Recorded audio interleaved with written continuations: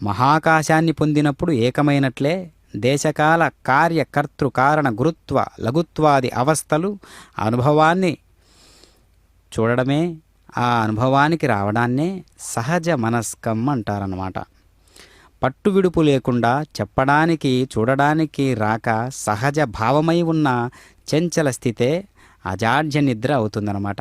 ఆ నిద్రను మేల్కొల్పేటటువంటి కార్యక్రమానికి ఒక పేరు పెడితే అది ఏ కళ్యాణము, అది ఏ స్వామివారి నిత్య కళ్యాణము.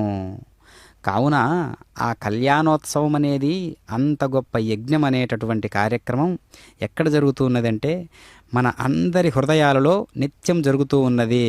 ఏడుకొండలవాడ వెంకటరమణ గోవింద గోవింద అనేటటువంటి ఒక దివ్యమైనటువంటి నామంతో హృదయ స్పందన కలిగినటువంటి వారందరూ కూడా అక్కడ ఘంటానాదం మోగుతూ ఉన్నది కదా, అది హృదయ గంటగా